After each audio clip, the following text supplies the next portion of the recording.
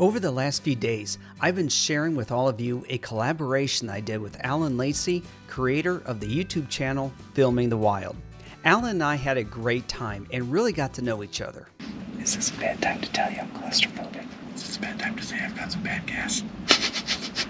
So I thought that I would air a little interview that I did with Allan on our last night of camping.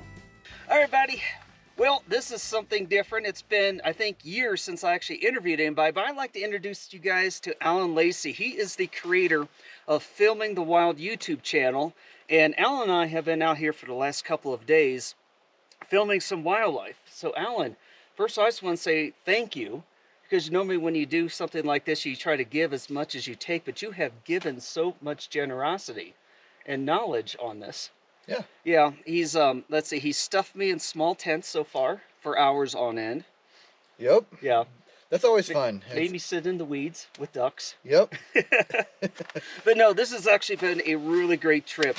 But so Allan's channel, he does a lot of wildlife videography. And Allan, I really want to talk to you about some of the really cool episodes that I watched, in particular, Africa. Okay, so this guy's been to Africa here. Okay, dude, when you're sitting there on that truck and there's a male lion right there, do you literally about lose it, or what's it like? I mean, I was beside myself. Honestly, it's the coolest experience to have such a top apex predator just like right outside the van, or the van, but the safari vehicle. And just so you guys know, there's no walls on this thing. Okay? Oh yeah, it's all open air. You can, if it walked beside you, I highly would not recommend it, but you could pet the thing. Oh my God. And there a couple times it did go like pretty dang close to that. There was one time where it came right behind the vehicle, and I was sitting in the back seat, and this is a Land Cruiser or whatever they use over there, and it literally was right behind the spare wheel on the back of the Land Cruiser, and it stopped and used the vehicle as a sort of like a hide to check for an oryx that was walking across. And I was like looking at it, and it just looked up at me and kept back down and kept on moving. Oh my God. But yeah, in Africa, like if you're in the vehicle, the animals over there are so used to people in vehicles, it just becomes part of the landscape. So I wasn't too worried. However, I had a little moment. So I was adjusting my camera, and I had to stand up for a second. And when I stood up, the profile that the lion is used to looking through inside the vehicle changes from like everybody sitting to something different. Okay. It was eating something. It looked at me. It crouched. You know when cats look like they're about ready to pounce and chase? It did that exact motion. Oh my God. And the eyes looked right at me. And it was probably a fight or flight mode for the lion. Had I done something more, it probably would have charged me. Oh my and God. made a lot of noise, and then turned around and walked off, because like show you who's boss, But I sat down real quick. You do know they can eat you, right? Oh, of course. Oh my gosh. And so I have, I don't tell a lot of people, but people do know, but I am color blind, red and green. So when we were looking for lions, I couldn't see a thing. They were literally in the grass, probably about 50 feet to 70 feet away. And the people in the vehicle with me are like, oh, they're right there. And I'm looking, can't see a damn thing, and keep looking. And then finally, when I see the tail flip, then I saw the motion. Oh my gosh. And then I realized how close they are. And I'm like, okay, I'm not walking by foot ever out in Africa. I wouldn't see a thing. Oh my God. Okay, well, there goes our African safari. No, I'm just kidding. Yeah, so my wife and I really want to go on safari, so we'll probably be talking to you a little bit more later on about that one. But another neat thing is, and I'm very jealous of this, you went up to Yellowstone in winter? Oh yeah. And how cold was that? Oh, it was cold. It was down to -20 one morning. So it wasn't the coldest it can be, but I mean, it's certainly some of the coldest I've been in. And we filmed these bison that were running through, like this, I forget what the name of it, Roaring Springs area, Hell Roaring area. And it was incredible because they were moving and you could see their breath come out, especially when they got backlit by the sun and their breath come. Oh, one of the coolest moments ever. But it was cold. My feet were cold. I didn't have proper boots. I mean, I had nice good winter boots, but they weren't for -20. They're, oh my gosh. And so you sit out there too long and then the snow gets through them.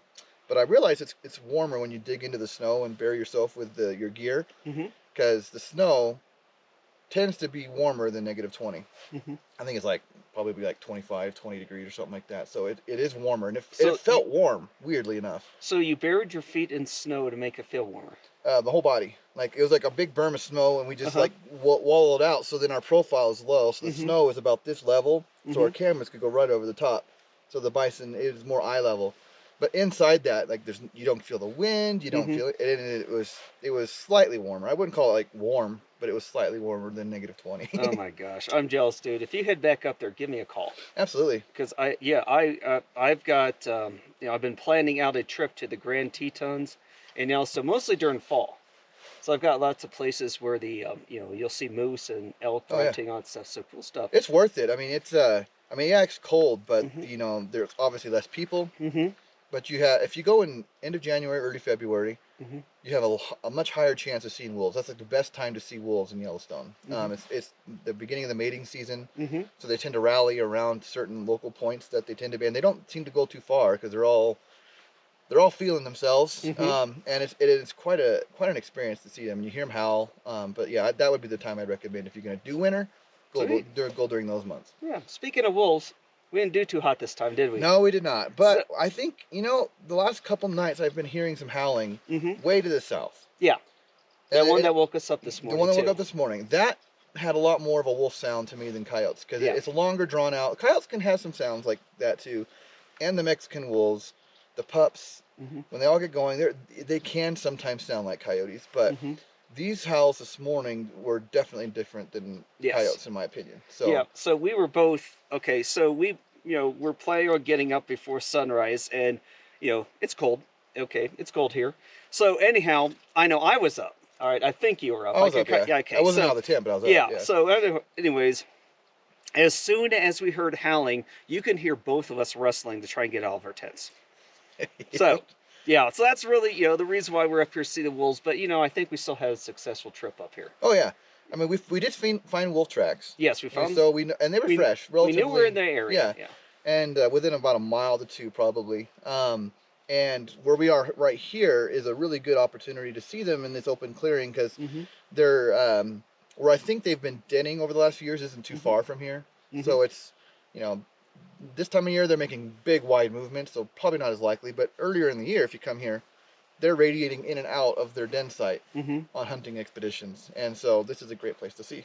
Oh, I bet, and I'm hoping that we get to see them sometime here in the future. Oh yeah. But yep. Yeah, but we did score pronghorn, so I'm happy with that. That was a really cool experience. Like I was mentioning on my channel how sometimes you don't always have to use a blind. You can kind of just put yourself down, find a natural area where you can kind of have some kind of seclusion to kind of not have a big profile, and you just let the wildlife come to you. When you're in a blind, they still kind of know you're there. They smell you. Neither one of us has showered in 3 days. If you can sit there, then they can see you. Now you might take the edge off. Certain animals you're probably not going to get that experience with, but in a blind, for pronghorn, it makes the most sense. And elk too, because elk, they're so used to being hunted here, and pronghorn, that if you're in a blind, you can get a lot closer. Yeah, and it was pretty cool experience in there. A little tension trying to figure out whether or not the elk was going to make the appearance. But when you turned to me, and you went, "There's a pronghorn." Yeah. I went, "No way!" And there's like this little hole in the side of the tent, and sure enough, there that thing was. So that was awesome. Well, hey everybody, if you really love wildlife, definitely check out Film in the Wild with Alan. I've got a gut feeling that we'll probably be doing this again. Absolutely. All right, man. Yeah, cool. well, whether we go here or whether we go somewhere else, well, cheers to coffee on that one. Cheers to coffee. Yeah. All right. Well, hey, everybody, thanks for watching. Y'all take care. Make sure you hit that subscribe button. Don't forget, check out the description. I got a link to Alan's channel. And you might be impressed by some of the stuff he does. A little crazy. But nonetheless, this guy has got some awesome videography. Definitely check it out. Take care, everybody. And cut. Okay. Cool. Thanks, bro. Yeah, no That problem. was awesome. You are welcome.